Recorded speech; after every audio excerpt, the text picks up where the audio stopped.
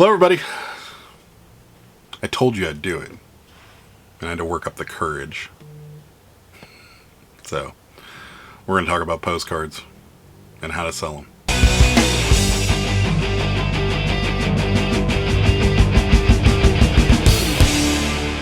Alright. So, disclaimer, first and foremost. You'll very seldom hear me say this. But I am not your best source for selling postcards on the internet. There's way better people out there. However, I am new to this. And as being a newbie, I have a unique perspective.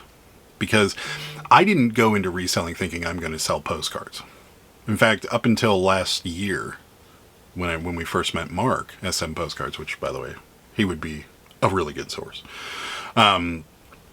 It wasn't even on my radar, like most of you, which is why I'm making this video, because a lot of you hear us talk about it. You may hear other people talk about it. You may be a person that wants nothing to do with this. And I can understand that. But what it's become for us is kind of a fill-in. And I say that knowing full well that it sounds negative, but it's not. Meaning that we constantly are listing postcards. So our store is getting a constant flow of product. Granted, they're low cost, but a constant flow. Meaning there are 50 to 100 listings going on our store every day. Which sounds awesome, right? Because, if you believe in that kind of thing and you believe that the algorithm has something to do with it, then in theory, your sales for other products would get a boost because your store constantly has things flowing into it every day, which is what happens to us. So, I try to list at minimum 50 postcards a day. Is it the way to do it? I don't know. It's just what's been working for us. It's kept our sales consistent. We're 3 to 4 cards a day. Some days are better than others. Some days we'll do 10 a day. Over the weekend, sometimes we will do 20 to 25 postcards. It happens. And that's kind of what we're looking for, is that it's a nice little kind of small form of steady income. So, every day we're making $4 and $5 per card.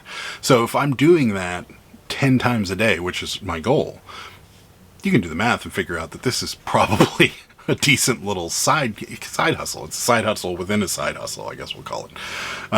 For us, it's not a side, it's our full-time gig, but still. So that's why I do it. And that's why I think you should do it. It's simple to, I was about to say it's simple to source, but it's not. It is difficult to source. And there's multiple reasons why it's difficult to source. It's just like photos. A lot of this stuff ended up in the trash. A lot of the stuff, people look at it and go, oh, well, it's, this is Aunt Emily sent this postcard to, our uncle back in 1970 or 1965. And why would anybody want a postcard with somebody else's message on the back of it? People don't care. To be perfectly honest with you, people ask me that all the time. Does this matter that it's been sent, written on, and posted? No. Does it matter to some buyers? Yeah. We have a lady that buys Nantucket postcards off of us all the time, and she will only buy unposted Nantucket postcards. She doesn't have an interest in anything that's been posted. However, for just as many of her that are out there, there are just as many people that don't care. So it evens itself out. So when people ask me, does postage matter? Does written on the back matter? No. Sometimes even written on the front doesn't matter. These aren't Pokemon cards. You're not looking at condition. If there's a bent corner on one of these things, does it matter? Not really. If the cancellation, by that I mean the postmark. So this one's a kind of a bad example because the cancellation is really small. But a lot of the times that'll end up on the front. Does that matter? Not really. Can it? Yeah, sure. Just because you're, skewing the image. But does it matter? Not really. So that's one of the advantages to these things is that, no one's sending these out to be graded. So you don't have to look at the corners. This one actually has... Bin just fell down behind me. So this one actually has some condition issues. You can see there's like I don't know, is that dirt? No, it's probably adhesive from a lot of people put these in albums. So that's probably what that is. And then the corners are bent on it. You know, you can see the corners kind of bent. So the condition isn't really something you're looking out for. A lot of these things are over 100 years old. This was postmarked 1941. This is almost 100 years old. So the fact that it's even here is impressive. That's kind of the introductory knowledge that you would need. The main, thing that you're looking for when it comes to postcards is content, just like photos. The better the content, the more likely the card is to sell. Also the age. The older they are, and this is my opinion, let me back up for a second. A lot of what you're going to hear in this video is opinions, and they're my opinions. So is it factual? Yeah, it's based on facts. It's based on my sales history. It's based on things that I've seen that sell or how they sell. So, there's plenty of opinions out there. You're going to find a lot of contradictory things to what I'm saying to you.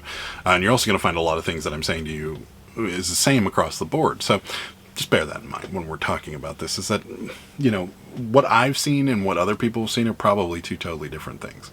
A good example of that is we talk about the back and the stamps. There are people out there that say that this is really important and that you should really pay attention to the stamps because stamps can be valuable. And I'm sure they can. It's just a rabbit hole I choose not to go down because it's a rabbit hole that is going to require me to put a lot more time into something that may or may not amount to anything. Now, could there be a stamp on the back of one of these postcards that's worth a fortune? There could be. I could have already sold it. Friends of mine could have already sold it. We have no idea because most of us don't have the time to go into stuff like this. There are people that really pay attention to that kind of thing and will put it on there. As far as I know, the only real thing that I ever pay attention to is going to be the cancellations. Some cancellations are worth more than others. We're not going to get into that because that'll take way too long. All right, so let's get into it. So selling postcards, in my opinion, is a little different than selling, a Cabbage Patch or selling, a vintage towel or something.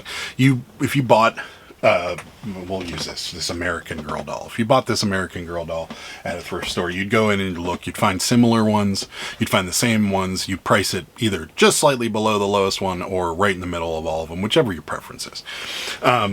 And then you'd list it, right? Postcards, you can do that with postcards, and you'll really confuse yourself. My recommendation to you is to have a floor, meaning that you can price up, but don't go down below. So floor, let's say, is $4. You never go below it. Even if there's 3 postcards listed on there for $1.99, yours is at $4. And just sit there. Anything that maybe you look on there's tons of them that are just selling for $1, then maybe find another avenue for them. And we do that. That's part of how postcards get into our ephemera packs, is that those are the ones that just aren't worth putting on. And there aren't many of those out there, but there are some of those. And you can kind of find them pretty quickly. Think of a very popular tourist destination. Washington, D.C. is a good one. Niagara Falls. Boston, Massachusetts. Philadelphia.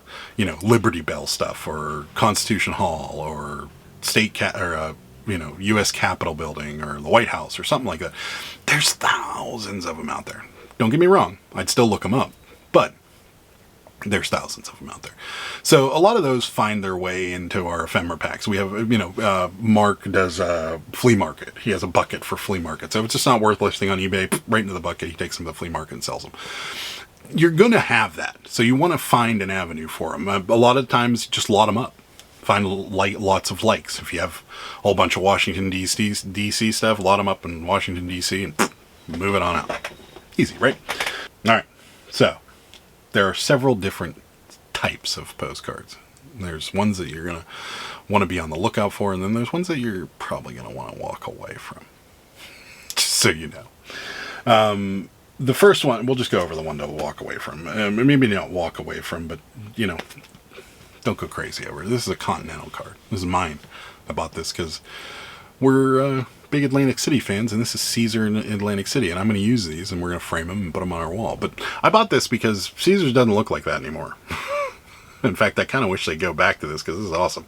But that's why I bought it. Now, it's a big postcard. You can tell the easy way to spot Continentals is that it's big. See the difference in size right there. So that's the easiest way to spot these. They're not really that valuable. You're looking at $4 to $5. If the content's good, you could probably get $6 out of this. Other than that, I'd probably steer clear, just being a newbie, because this is, again, a rabbit hole that's going to take a lot of research, and a lot of these are going to be, you know, your toss-aways, meaning going into a lot somewhere or going to a flea market or whatever. So, Continentals, do what you want with them, but for the most part, I would steer clear of them. All right, so the first one we're going to discuss is this one. This is Photochrome, or Chrome card for short. This is a photo that everybody's kind of used to. This looks like a photograph. This looks like someone could have taken this photograph from an old camera, developed it, and made a picture out of it. Now, it's a postcard right there. And these are probably going to be your most common. These are our best sellers. Now, it's probably because this is the majority of what's on our store, but these are our best sellers. This is Old Cove Fort in Utah. Really? Oh yeah, there's a fort right there in the corner. And you do find this a lot where they're trying to get the background in, and this is actually the topic of conversation on the back. But this is Old Cove Fort in Utah. Yeah, right there. So, Chrome card. Again, it looks similar to the Continental card, but smaller. So, these are good. Not so good. Next one we're going to talk about is going to be white border. And we're kind of going down in age. So, Continentals being the newest one, and still in use today. And then Chrome, second newest. Still somewhat in use today, but not as frequently. And then the next one down would be a toss-up between the two. I'm saying the next one down would be this one. And these are linen. The easiest way to spot linens, we're going to get a little close for this one. You can actually see there's kind of texture. It's almost like it's woven. I believe it is. Not 100% certain, but yeah, linen. So these are photographs. Believe it or not, this was a photograph that somebody took and colorized. So they actually, it was a black and white or sepia photograph, and somebody, an artist, actually colorized it. And a lot of times they'll change the look of it and so forth just to make it look more appealing. But that's what it is. It was a photo, took it and colorized it. To me, kind of looks cartoony.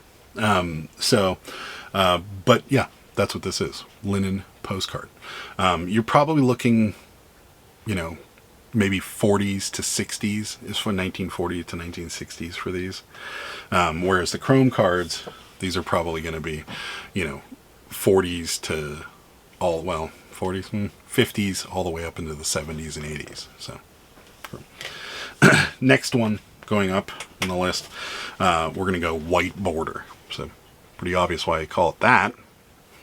The border around it, that's white. And these are also linen, so same texture as the last one, just with this white border. Do I know for 100% fact that these are newer than these? No, I don't. But I find more postmarks from the 40s on these than I do from these, so that's why I did it that way. They could be overlapping too. Just when you're categorizing them on eBay, this is going to be white border. These are all good to look for. These are all, you know, you're looking at for, you know, these in the $4 to $10 range. The Chrome cards, same, $4 to $10, sometimes even $15, depending on the rarity of the card and the content, of course. Going up from there, these are going to be what's called divided back. So not textured, more of a kind of a glossy finish, but same style photograph. This was once a black and white photograph that somebody colorized. And as you can see, the colors are not as vibrant. They're a little pastel-y. They're kind of cartoony looking. So, colorized photograph. Divided back, meaning the line down the middle, divided back. Pretty simple, right? It's not. But yeah, you're looking at probably 50s to, 30s to 50s with these, 1930s, 1950s. So, these are rather old. Actually, probably go far further back than that. Probably 20s into the early 50s. So, divided back. And then again, these are going to be right in that $4 to $10 to $12 range. You're going to find more of these worth more than your low end. because of the age and because of the content. Now, granted, if you find a State Capitol or a Liberty Bell one, it's probably worth $4, maybe $5. The oldest one's going to be these. This is undivided back. So it's kind of divided, but it's not. This is an undivided back postcard, meaning that there is no division. This postcard, you couldn't write a message, "Hi, Mom, Dad, doing well, blah, blah, blah, blah, blah," and then write the address on this side. And like these, where you got the address on one side and then maybe a little message on the other side. And that's because they didn't allow that. You weren't able to put a message on the back. A lot of the times with these postcards, you'll see this is a cartoon, which is kind of humorous looking, but a lot of the times you'll see messages written underneath the photo, because sometimes there's like a little white bar there. Sometimes you'll see the message written on the front of these, because they didn't allow you to write anything but the address on the back. So, undivided back, you're probably looking turn of the century to the 30s. So 1900 all the way up. I've seen postmarks from 1901 on these. I've seen postmarks, even earlier than that. The last thing we're going to cover, as far as things to look out for, are these. This is a family portrait. And this is what's called a real photo postcard, meaning that this is a photo that somebody took and put it on this postcard for people to send out. This could be one of a kind, or one of very minor amounts. There are people that made these and then made 10 or 12 of them, but it's very seldom that you're going to come up with another one exactly like this. These are valuable. Some of them can be really valuable, especially if it's a famous place that may be burnt down or doesn't look like that anymore, so forth and so forth. Now, this one's just of a family, which is good. I mean, people still buy these, just like photographs, and, content matters. There's an easy way to tell if these are real photos or not. And the easiest way to tell is to get a magnifying glass or a loop and loop that. So just like, with digital images, the closer you get, the more pixelated it gets. So with, things like, with like these, if you put this under a loop, you can see pixels, because this has been reproduced to the point where you can see, kind of color pixels. With these, you can't. So if you zoom in on this and you look real closely, you can tell that it's a real photo just by looking at the pixels. So if you zoom in, put a loop on it, you won't be able to really see it. So, real photo postcards. Another way to tell is going to be this in the back right here. I'm not going to get into it, but there is ways to be able to tell that this is a real photo by what's around this little stamp mark. And a lot of the times these have been posted, so maybe you can't see that. Some of them actually say real photo right down the middle or on the top or something like that. Some of them say photo postcard on the top. So there's other ways to tell, but the easiest way to tell is to put it under a loop and see if you can see pixels. And if you can, it's not real. If you can't, it probably is. So these are probably, these can fetch the most money if they are of certain things. So if there's content that maybe is very rare, you can fetch some good money with these real photos. Like I said, places that burnt down, maybe things that they've rebuilt, so forth and so forth, or even famous people. That can happen too. So keep an eye out for real photo postcards. We didn't go over this one. This is a large letter. Just briefly touch on. These are, greetings from Birmingham, Alabama. These are valuable. You do want to, if you see a lot of these, buy them, because they sell really well. And we've actually found another avenue for them. We've been selling these on Poshmark as decorations, and they sell really well on there, oddly enough. So keep an eye out for, these are, white border linen, but they're also large letters, meaning that they're unique and they have this kind of large letter style to them. Cool. And you definitely want to keep an eye out for them. So, short version, the ones that we went over are all ones that you should be on the lookout for. This one, the Continental, although you can find cool ones. So like this one, for example, is Caesars Atlantic City. I'd probably buy this if I could get it cheap enough, because this is content that people would buy. Now, so you have to be picky when it comes to things like that.